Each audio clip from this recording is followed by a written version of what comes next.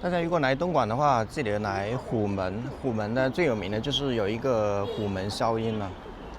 那我们现在来到就是这个虎门宵音这个门口，那这个也是我们小学历史课本中经常被提到的这个虎门宵音的。那如果自驾的朋友呢过来开车很方便，这里有一个停车场，10块钱一次，那我们就一块去看一下吧。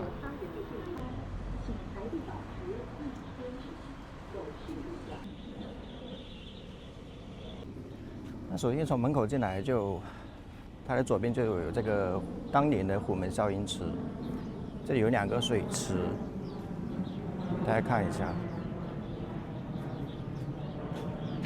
就是2个水池，还没有一个足球场大。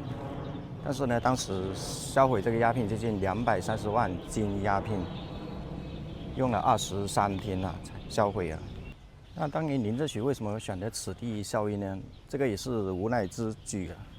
因为当时这个鸦片从英军手上，就是因为当时的鸦片呢不是从外国人手上缴回来的，而是用中国的我们的瓷器和茶叶去换过来的。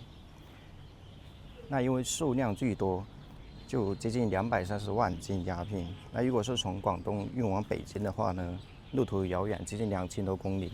那可能风险很大，所以呢就就近选址，因为这个虎门靠近海，就选在此地挖了2个水池。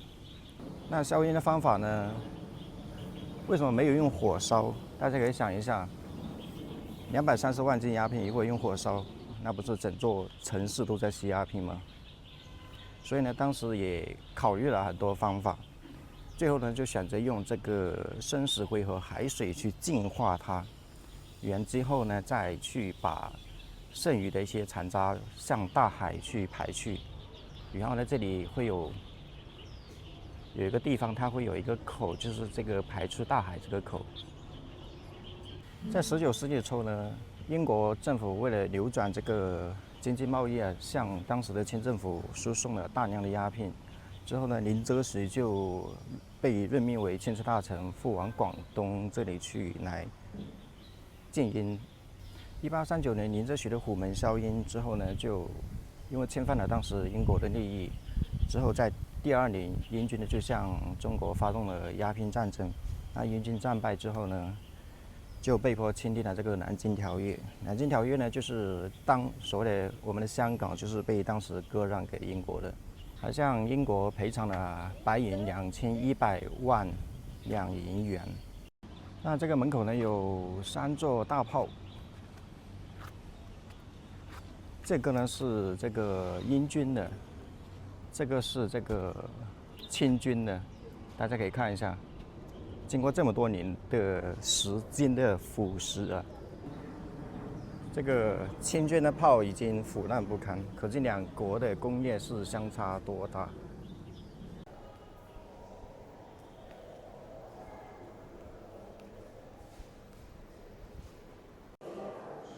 那这里就是罂粟花了。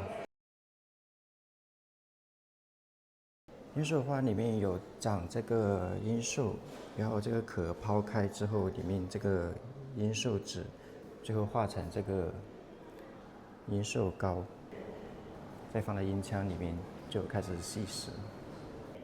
那这里就是还原了当时一个吸鸦片的场景：骨瘦如柴，面黄肌瘦。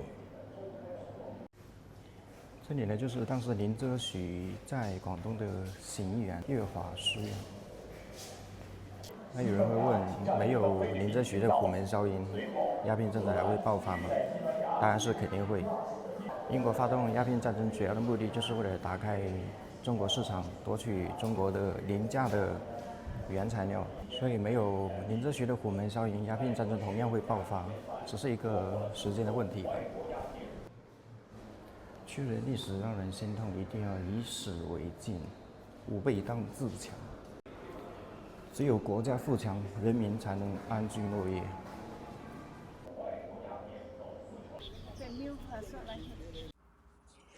那逛完之后呢，在附近大概1公里有一个非常正宗、开了很多年的烧腊店，永发烧腊，强烈推荐一下，大家可以过来试试。那这个在虎门也是非常有名的。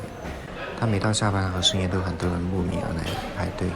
它旁边还有一个家记，相对来会便宜一些，但是没有永发的好吃，所以大家可以参考一下啦。